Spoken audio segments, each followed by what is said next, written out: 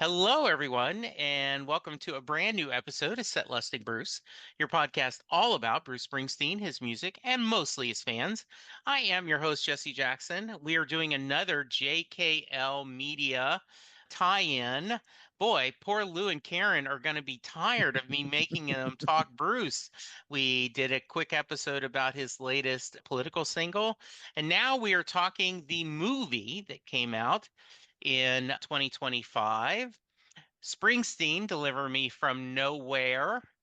It was directed by Scott Cooper, based on a book by friend of the podcast, Warren Zanes, Deliver Me from Nowhere, The Making of Nebraska, and starring Jeremy Allen White and Jeremy Strong. I, of course, being a Springsteen fan, was excited about watching this movie. And to be candid, after I watched it the first time, I went, who's this movie for? So, with that introduction, joining me today is Lou Hello, everyone. and Karen. Hello. And I'll start with you, Karen. Quick thoughts about the movie. Okay, I'm intrigued by your statement, number one. Also, I love Jeremy Allen White, and I think he did an impeccable job here in this movie. And it was an enjoyable watch for me. I'll say that right now. Okay. Lou? Yeah, I echo Karen's thoughts there. I thought Jeremy Allen White did a fantastic job. I could see now why, having watched this movie, why they picked him because it's very similar to the character that he plays on The Bear. And I think across the board, the acting is great. Really, there's maybe one or two characters I was going, this is a missed opportunity. But overall, I thought it was really well acted. If there's any issues that I have with the movie, I think it's a me problem or issue is that this is not the movie I want from Springsteen. I want the movie about Bruce Springsteen and the E Street Band, and he's not given me that movie. He's given me two movies now that have been about him. I just find that they say there's a saying that sometimes you should never meet your heroes. And I'm after these two movies, my opinion of Springsteen is less of him now than it was before. And I don't like that because I don't think that these movies are truly representative of his whole career and life, but there's snapshots of moments in his life that I find less compelling than the things that I do want to know about him. Very interesting. To give a little background, and I actually, Warren Zane was on the podcast and explained this background, is he had written Nebraska, the book, and Bruce was really happy with the book. And a producer reached out to Warren and said, would you be willing to connect me with Bruce Springsteen because I'm interested in doing a movie? Mm. And as Warren politely said, I'm not going to use that connection unless it's something that's a project for me, just selfishly. But the Mm. guy mentioned that they were interested in Scott Cooper was the director who was interested in doing that. And so he reached out to Bruce. They set up a discussion, and Bruce had said, yeah, I'd be interested in reading a script. And they went to Bruce's house and he read the script to him out loud. And Bruce said, okay, let's do it, which they were shocked at. I think that, and so my next question to you, Lou, is how familiar you are with the Nebraska album at this time period of Bruce's career?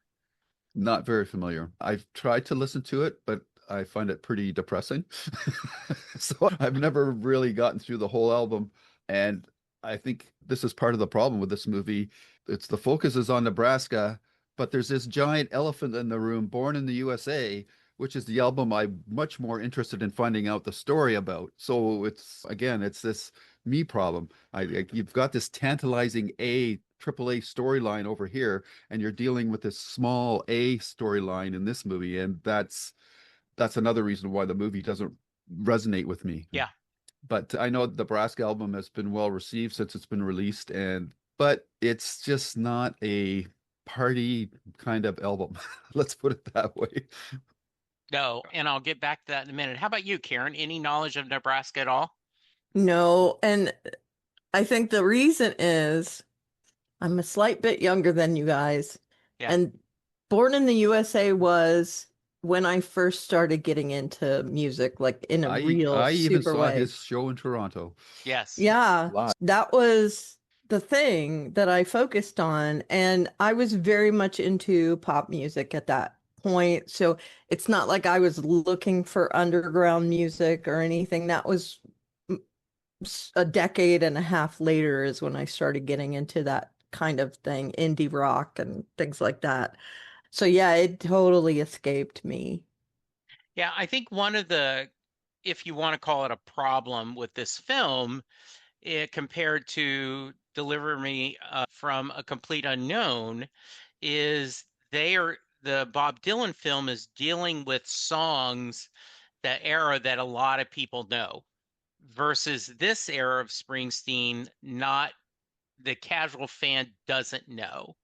And you both are good reader. You both read, especially Karen. The book Deliver Me from Nowhere is basically, I view it as a mystery.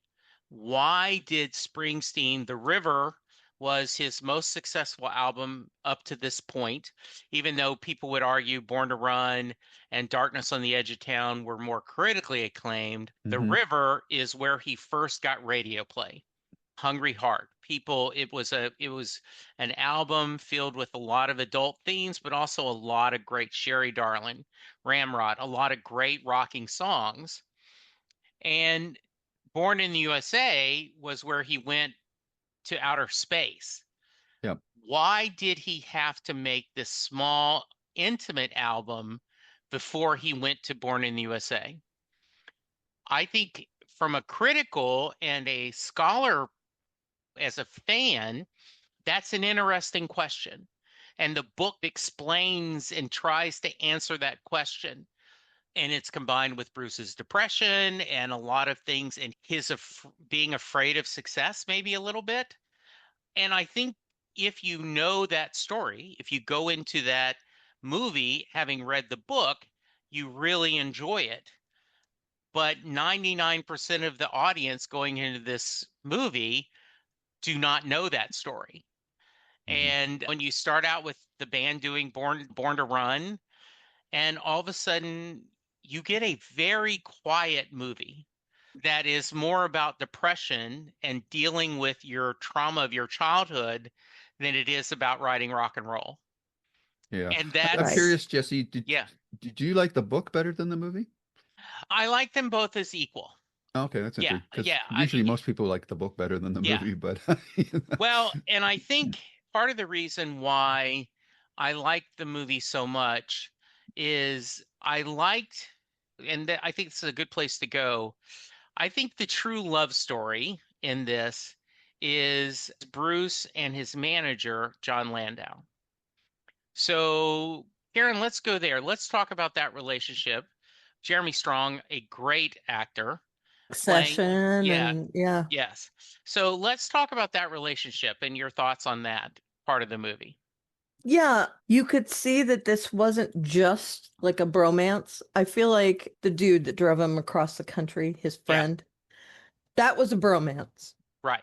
The relationship that Bruce had with John, I feel was much deeper than that. And John was his champion.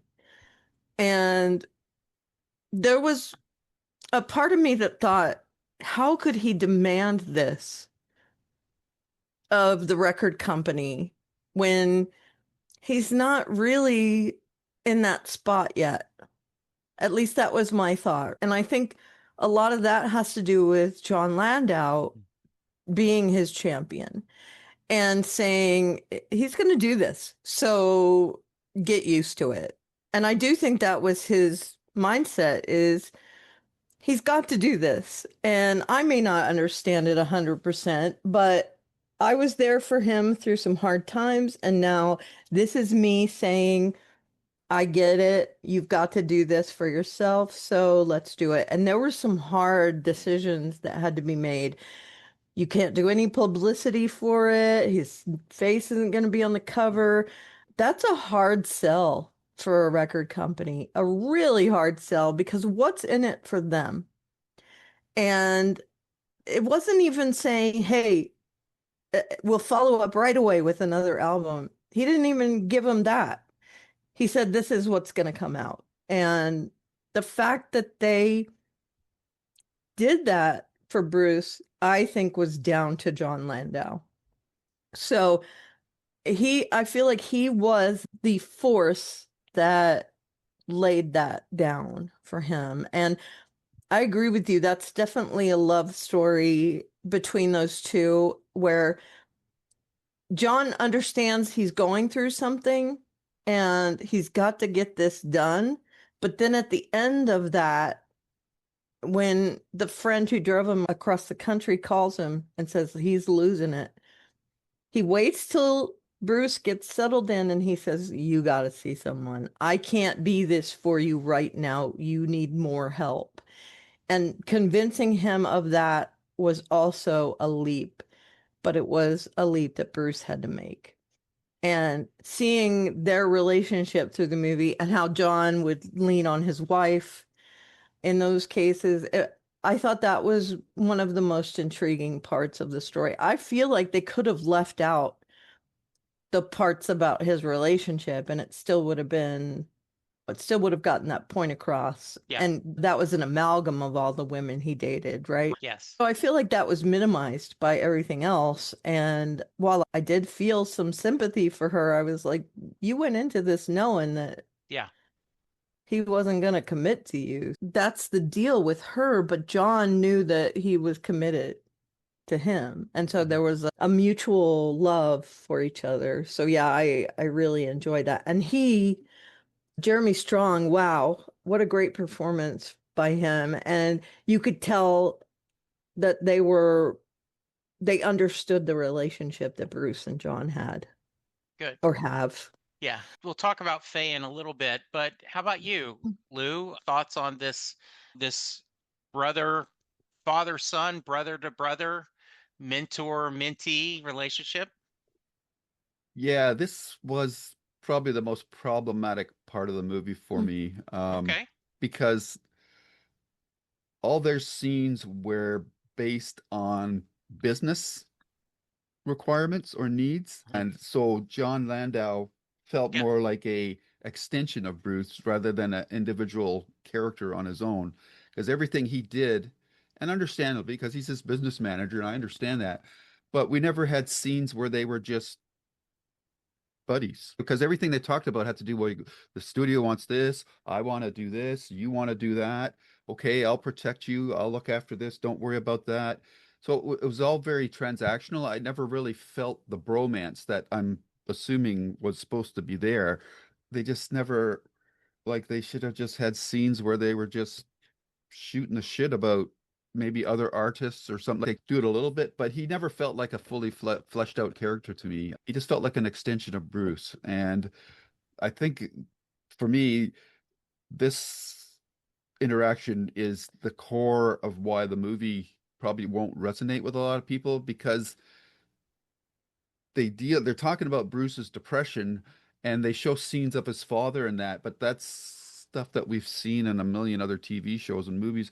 So we never really get into the core of why Bruce is depressed beyond the surface kind of cliche scenes that we get. And I think my biggest disappointment in the movie is when he finally goes to see the psychiatrist and she says, so how are you really feeling? And he starts to cry. And then they cut away from the scene. I got, what happened after that? I want to know why he's crying. You guys, Yeah. you pulled that away from me. I was like, okay, now we're going to get into the heart of why he's the way he is. And I know that they tried to show that through his relationship with his father, but I just never connected beyond that surface setting of why I wanted to hear him talk. We never Yeah. got inside his head. I guess it's the biggest failing of this movie. Yeah, and it's interesting because I've read his autobiography, that is what happened the first time he met with a psychiatrist, is Mhm. he just cried the whole session. So I was going to talk about Faye, but let's talk about his relationship. Stephen Graham By the way, one of Great in the Adolescence, which you haven't watched, but yes. right, one of the listeners said that he couldn't get the fast that, oh, that's Stephen Graham on the screen. I see him all the time on TV. Yeah. He couldn't get the pass that, oh, look, it's Stephen Graham, not Bruce's father. Told a funny story. He said that when Stephen Graham was told that they wanted him for the father, and he goes, Bruce Springsteen knows who I am? That's pretty cool. That's awesome. Yeah. Yeah. So let's stick with you, Lou. Mhm. Your thoughts on the, and I understand what you wanted more of, but with what you got, what did you think of those stories and that storyline? Again, we just see the surface level actions of the father. We don't know why he's the way he is. We never find that out. That's never shown to us. Did his father beat him up or something like Yeah. that? Like, where did his what caused him to become so disillusioned that he acted the way that he did? We never find that out. What did he aspire to? That was he musically inclined? I don't know. They don't go into that at all. I just never really, again, it's just surface level storytelling. We don't get the why behind the what's going Mhm. on the screen. And I've got again Stephen Graham, great actor. He did the best that he could do with the material that he was given, but we never get past the surface level cliche father hitting his son and that kind of stuff, which again I've seen a million times. So you Yeah. need to show me something different than the surface level stuff for me to get invested in that. And just like with John Landau, we don't get to know the character as anything is really than a cliche, and that's what really hurts. And the other me thing, I'm going to get it out here now, just in case we get lost, is I really hated the way that the E Street Band was portrayed in this movie. They just really came off as musicians for hire. They were none of them had a personality. They were just None of them had a line of dialogue. not a Yep. Not single one. And I one. could hardly tell who Stevie Van Zandt was, but occasionally he had the bandana on. Yeah. And I thought to myself, this is the thing as a Bruce fan, I want to see this relationship between, but it just really diminishes my enjoyment of the whole Bruce Springsteen mystique because I thought that there was a much more collaborative relationship between him and the rest of the band, but apparently I'm wrong on that. And Clarence Clement passed away, never deals with that. Like what kind of an impact like there's Well, just so and many things that he's the just movie is about this specific time period. yeah, Yeah. I know, but I'm just again, it's a me problem. But it's just Yeah. there's so No, many other and more interesting things I want to know about Springsteen that these two films that he's done are just really narrow focused on for lack of a better term, a very self-absorbed periods of his life. so there are other films that deal with Tom Zimney, who does the documentary. We saw that Letter to You. I think shows the collaborative part of the E Street Band working together more than you thought. But there are other films that deal with that. Yeah, I felt because if you know the lore, many people have said, but that they were the one that said you should send it. This is the disc.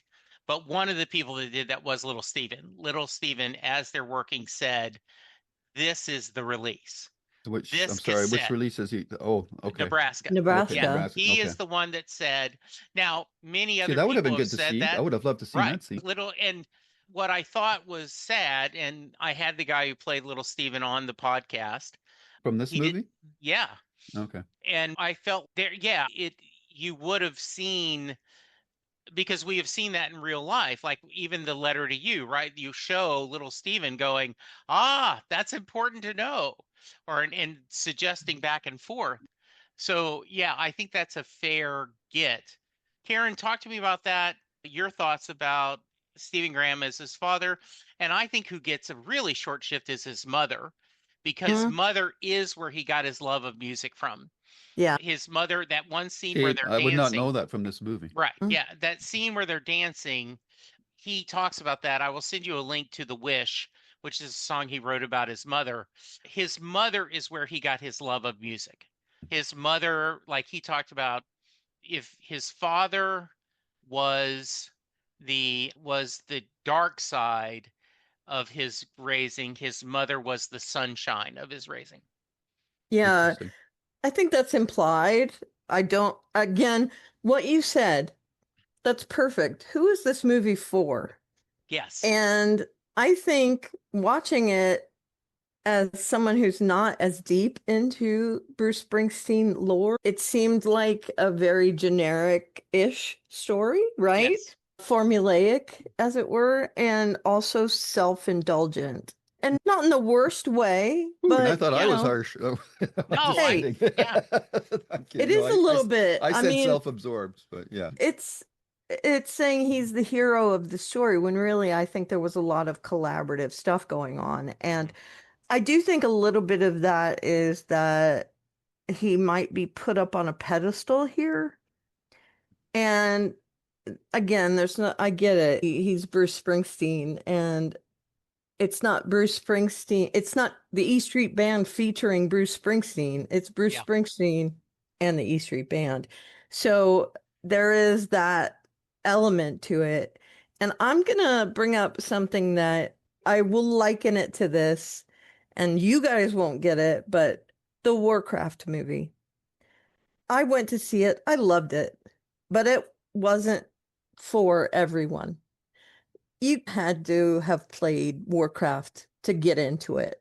And that's one of the things I hated about it, that they chose the wrong story to focus on. There's so much lore. This is a 20-year-old story, and they chose a lore that people couldn't identify with. There are, okay, I don't play human in the game because why would you want to play who you are? But and this was an orc versus human story, which it's great. I love the story, but if they want to pull in people that aren't focused on Warcraft, they could have made it about one of the human storylines. There's a storyline with Arthas becoming the Lich King and having these relationships, and again, if you don't know anything about Warcraft, I'm speaking another language, but that was one of the things I felt was its downfall, is that you're not going to hook anyone but Warcraft fans.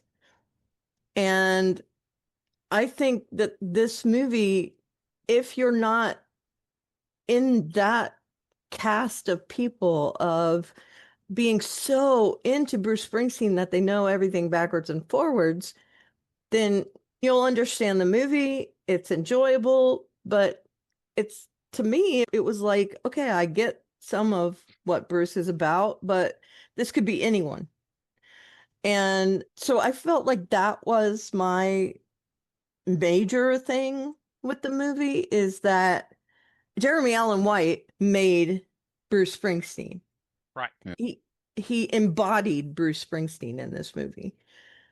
But the fact that's all we got is that Bruce-centric storyline was a little disappointing, and they could have really included a lot more. I did get more from the John Bruce connection. I think a lot of it was implied, but I felt that storyline resonated for me. But I agree with you. I was upset that Stevie was literally a guy in a hat. Yeah. And he never said anything. And we saw from the Stevie Van Zandt documentary that Stevie was a big part of Bruce's story growing up, and he was literally nothing in this movie. If there's anything I'm super disappointed in, it's that we didn't get that deep storyline. And like I said, they could have left out parts of this, the relationship part. We didn't need that. We didn't. This is about a musician. Let's hear more about the music and about what motivated him to make this music. And that was my feeling. And I didn't connect at all with the storyline of him with his relationships and all All right. that. So we'll go that in a minute. I wanted Sure. just your thoughts at the end. Like, he goes and finds his dad at a bar. And then at the very end, after he has gone through therapy a little bit, you get a scene with his father after the show. Thoughts on that, Karen? It was weird. Sitting on his father's lap, I thought was weird. If that happened, then I get it. But I think they could have portrayed that a lot of different ways. I love Stephen Graham. I think he's been brilliant in everything he's in. And he's also more than that. He's a director, a producer, a writer. And I feel like he was given the short shrift in this, that his character may have he was a one note. I feel like evil and then turning somewhat good. That we could have really explored a little bit more of what made him the way he was, like Lou said. From what I gather, and this is from reading after the movie, he had some, like, maybe a neurological issue. Yes, yeah, Yeah, because he was on medicine toward the end of his to life. Yes. help that. And it would have been nice to know. They mentioned medicine several times, but they didn't really emphasize this is something that maybe Bruce got, and Bruce has to go to therapy because of it. This he might not have had all that trauma, but he still would have had issues. Does that make sense? It does. So it would have been nice. And one of the things I thought when watching this was those end cards. If it were me, would have put them at the beginning. Bruce Springsteen has lived through depression all his life, and this Yeah. is the story of Nebraska, how he dealt with that. It would have been so nice to have that laid as a foundation to say, we're going to see Bruce and his highs and lows and what he went through during this time. I don't know if that makes sense at all, but No, I get it. I think it might have been smart. Okay. How about you, Lou? The end with his father. Yeah, I think Karen's got the gist of it for me too. Okay. It's a payoff. It's an intended payoff that doesn't work because we haven't had the build up to that moment Yeah. because we don't know the father as a character. We just know him as a cliche. Yeah. And that's unfortunate. It's interesting that the whole reason d'etre that Springsteen's writing this Nebraska album and he wants to preserve the authenticity of the original recordings is that the movie isn't doing the same thing. You've got Springsteen adamant that these tapes have to be released in the sound that they're in. He needs to preserve this, but the movie comes up short because it's not pushing past the cliches and getting into the heart or the meat of why characters are acting the way they are. So you've got this kind of disconnect between the movie is happy to coast on the cliches, whereas Springsteen is pushing so hard for this Nebraska songs to be released in their original sound. So that disconnect was sitting pretty stark for me while I was watching the movie. I understand why he wants to write this Nebraska album. Turning to my obsession, Stephen King, he Yeah. often writes short stories after he writes a novel because it's a Yeah. palate cleanser. And I can understand Springsteen wanting to do this type of album after Hungry Heart. Though I did find it, did anybody else find it weird that after that album, he could still walk around the streets around Stone Pony without people mobbing him? Like, I just felt that was, he's already famous at this point, I would think. And people, especially in a local area, people would know who he is.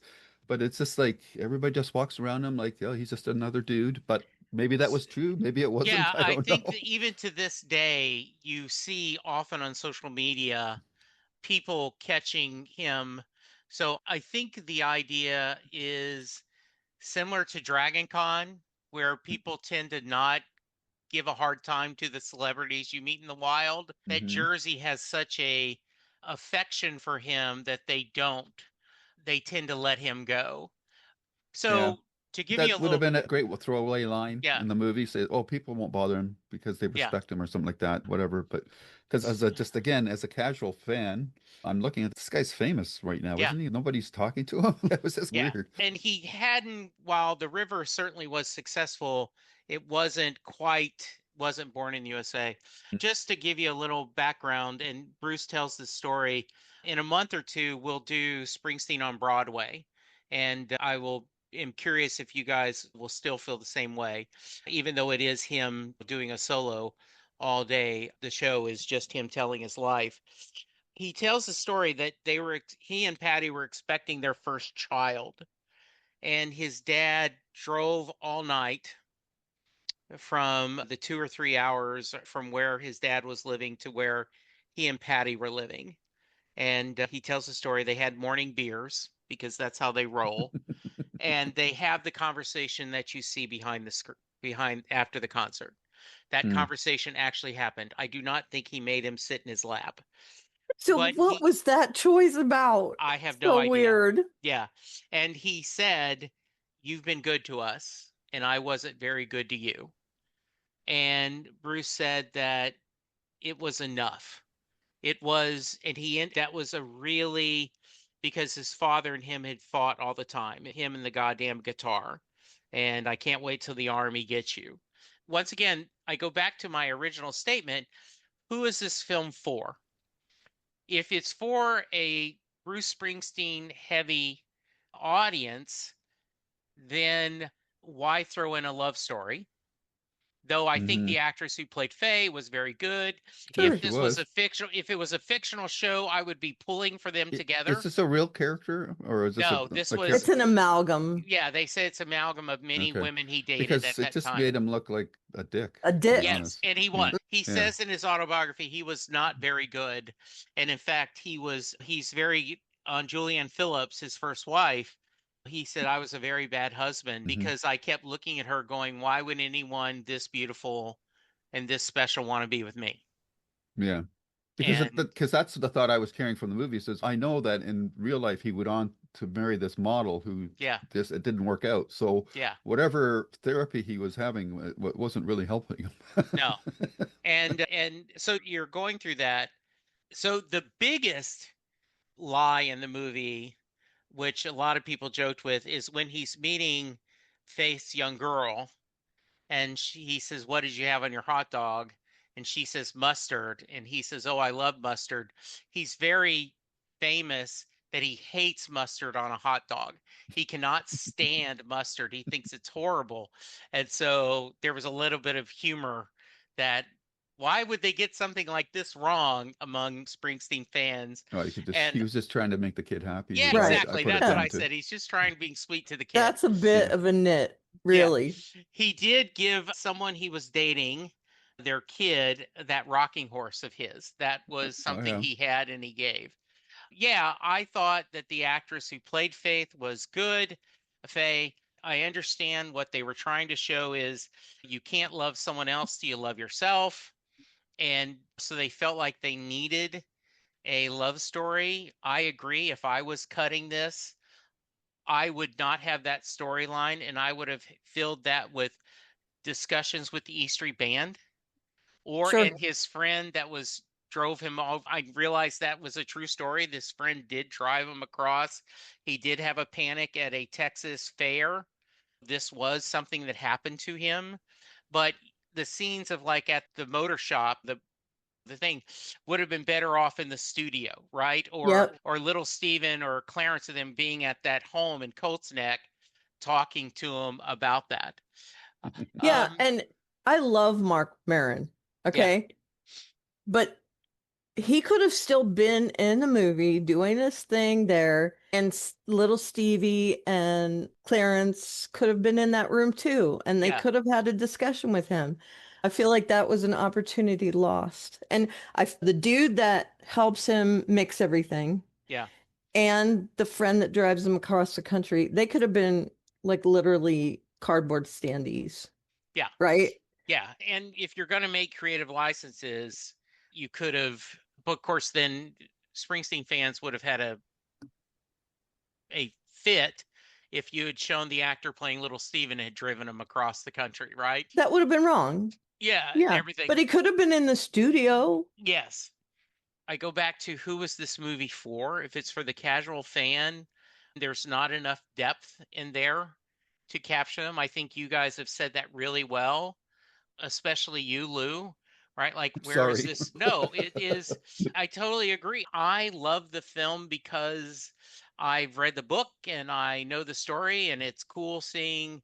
I love the scene when John Landau and him are listening to Sam Cooke and Mm, just saying, another highlight to me is when John Callsman says, "Don't do anything till I get there."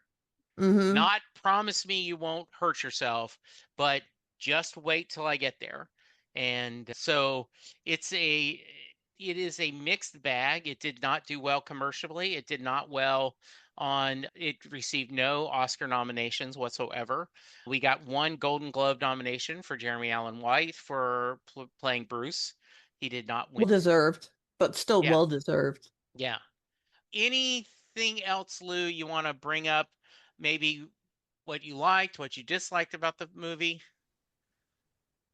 Yeah, a couple of non sequitur points. I'll just circle first to talking about the film having opportunities for depth. I was really disappointed with how they portrayed his guitar tech, the guy that brought all the recording machine. Like Yeah. there was an opportunity for Springsteen to talk to somebody about the songs that he was writing, Yeah. but the guy was just like a hoser, like Bob and Doug Yeah. McKenzie was kind of, Yeah. hey dude, what's Yeah. happening, dude? That was a wasted character to me. Like that there he could have had a sounding board for why are you writing this particular song? What's the song about? Like they talk about Nebraska a lot, but they never talked about the individual songs very much. And that was a missed opportunity, I think. And just on returning back to Odessa Young, when I saw her, I said, God, that girl looks familiar. And I realized I'd just seen her on, I think it was Netflix, Black Rabbit, with Hmm? Jude Law and, oh, what's the guy's name? Jason Bateman. It's a great little series, and I highly recommend everybody check it out. But the big one for me was, again, a Stephen King connection, because she played Franny Smith in the 2021 version of The Stand. So that was a kick for me. And the final note, again, another King reference connection, is the George Starkweather was also a very big influence for Stephen King in his early writing career, and he based some of his characters off of that whole story. So I didn't realize that had impacted Springsteen as well. So I found that quite interesting as well. Yeah, so overall, who is this for? It almost felt like it was for Bruce.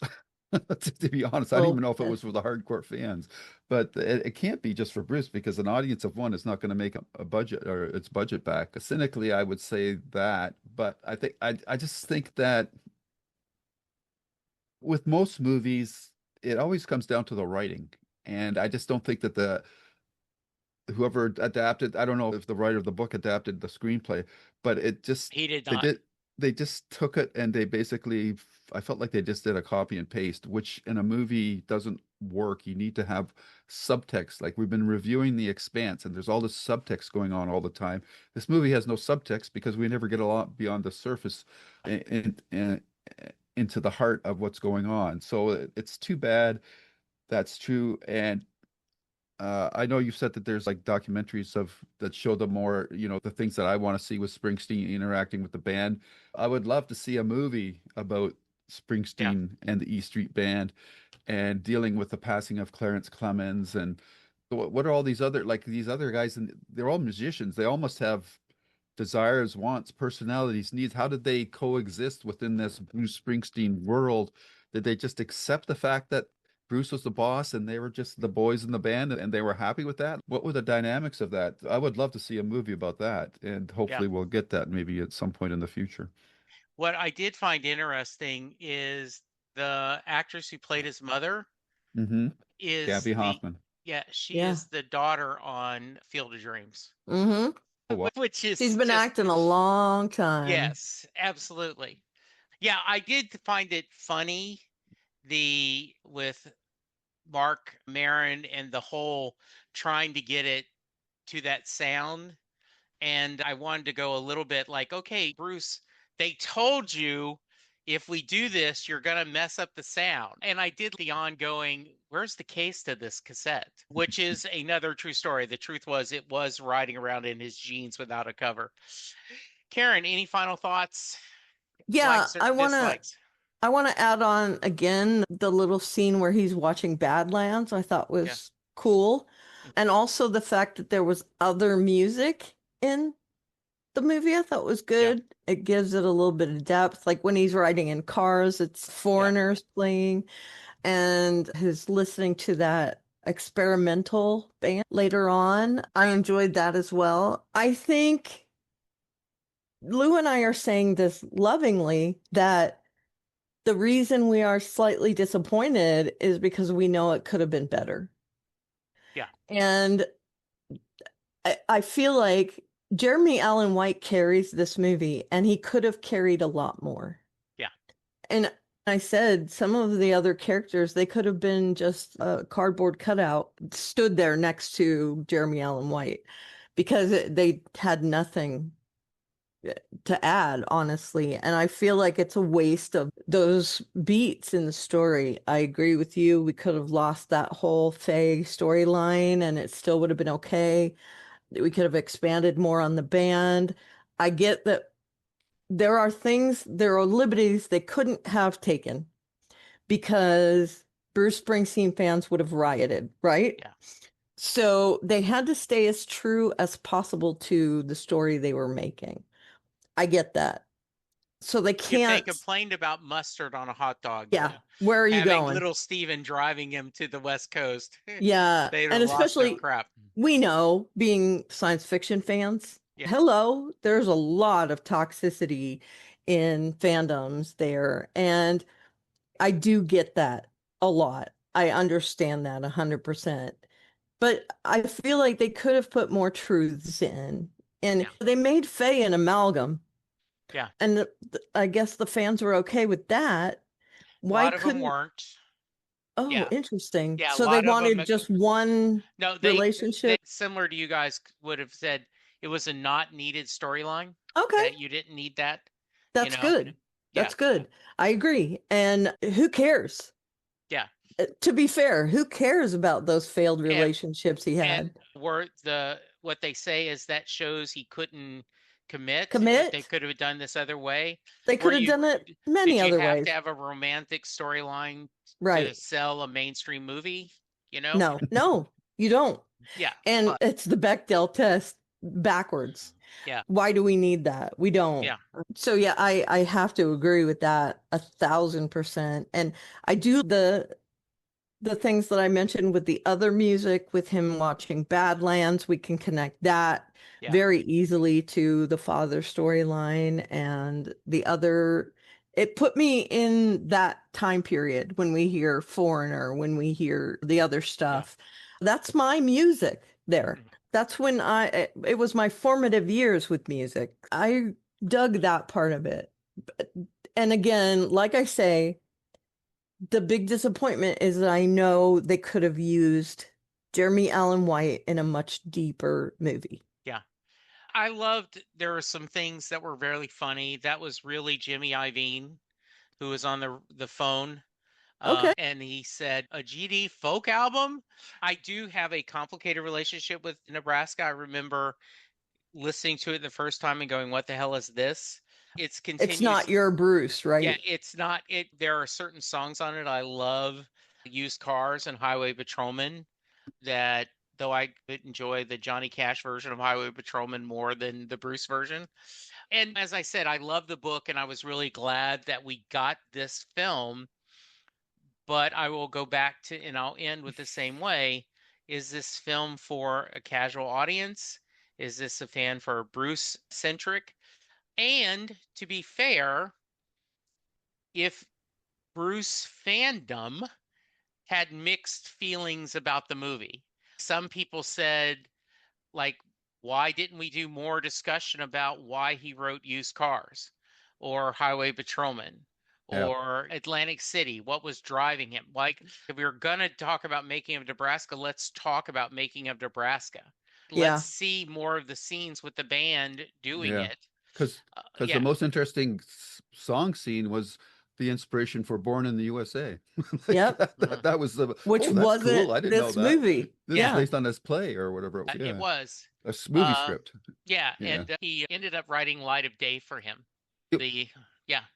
The other thing I want to mention, and this is just a total personal, like I thought that was cool, was this acting choice by Jeremy. Like every time he sat in a booth at a diner, he was always like sitting sideways. Yeah. And I thought, I don't know why, but that just really strikes me as a Bruce pose. And I don't know if that's true or not, but it Yeah. just, because every time he would sit sideways, whether that was protecting himself because he didn't want to face somebody directly. Sure. Yeah. I thought it was just a cool little body image language thing. I bought it And 1,000%. Yeah. yeah, and I'm glad you mentioned Karen. Meryl Streep's daughter plays Yeah. Landau's wife. Didn't have much to do, but I always think she's an interesting actress. Yeah. I've seen her in other things. Yeah. Yeah. She's Yeah. really good. Yeah. So great, guys. Thank you so much for Can I spending just time with say, us. Yes, I hope no one is offended by our take on it, but you are getting the take of people who aren't hardcore Bruce exactly. fans. I feel like Yeah, and I we always worried that I hurt Jesse's feelings. No, he knows where we're coming from. He yeah, Yeah, that's what does. I said. And I try to resist because there is enough films on Bruce that I could do this. We could do right. 6 or 8 weeks in a row. So we'll wait a couple of months and then we're going to do Bruce Springsteen on Broadway. And that, if you don't like at least some, I'll be a little hurt, but I'll get over it. Okay. Forewarned. Yes, forewarned. All I'm right. gonna make you guys watch Warcraft now. Okay, Oh, that I sounds already good. seen it. Have Yeah. you? Yeah, Mhm. I'm assuming you didn't like it. it was You, okay. you Yeah. did. You suggested I watch the Indigo Girls documentary, and I loved it. Oh, I good. thought that was great. All Yeah, right. they're fantastic. If someone wants to reach you, Karen, how can they? I know this is being released on your podcast, And but I'm going to put it on JKL as well. okay, great. So you can email JKL Media at jklmediareviews@gmail.com. I am at Aliveria on social media, and my blog is alistuff.com. Lou? And you can find me at this YouTube channel, JKL Media Reviews, where we do one-offs or movies, television shows, comics, books, movies, whatever pop culture thing grabs our attention at any given time. We're currently working our way through The Expanse, and we're eagerly awaiting the return of Pluribus and Severance? Severance. Drew a blank on that one. Thank you. I was severed for a moment. And you can also find me on my other YouTube channel, Lou's Reviews, where I have the archived episodes of the entire Babylon 5 series, plus the animated movie. I also have my Stephen King podcast, as well as my writer podcast. And on Twitter and Blue Sky, you can find me at Lou W. Sytsma, SYTSMA. All right, listeners, thank you so much for checking this out. I love the fact that we got two Springsteen, and newbie is the wrong word, but the casual Springsteen fans reviewing this as non-fan eyes. And I think a lot of the things they said are actually echo with what I've read a lot of you guys say. Good. So yeah. So I mean, anyway, not good, but good. yeah. Yeah. Yeah. And you also have this. Was this your only chance to do a Springsteen film? And if so, because There's a bit of a wasted opportunity there. yeah, Yeah. and you're right, having a discussion of them doing the rising after 9/11 would make a Mm-hmm. very interesting film. And I agree. If you make a film about Born in the USA and the discussion and all that discussion of him being uncomfortable with how this made him, A superstar. incredibly popular, yeah, and him not being comfortable with that would be an interesting film. Yeah. All right, listeners, stay safe, be kind, and we'll talk to you soon. Goodbye. Bye-bye. Bye. And Yay. scene. Thank you for listening to this episode of Set Lusting Bruce. I hope you enjoyed it, and I also hope you check out other episodes of the podcast. I'm going to go through some housekeeping items here on how to contact me and some of my other projects, so please hang around. I'm still on Twitter, aka X, at Jesse Jackson DFW. The show is also on Twitter at Set Lusting Bruce. I and the show have a Facebook page. Please go there and like us. I'm part of a few other podcasts. On Perfectly Good Podcast, me and my co-host Sylvan are talking about every John Hyatt song in alphabetical order. Set Lusting Bruce and Perfectly Good Podcast are part of the Pantheon Podcast Network, where we have hundreds of shows dedicated to music. Please check them out. My good friend Charles and I continue to talk all things Doctor Who on Next Stop Everywhere. Lou, Karen, and I talk about pop culture topics on the JKL Media Podcast. I would love to hear your feedback. Please send me an email to setlustingbruce@gmail.com. You can leave a voicemail,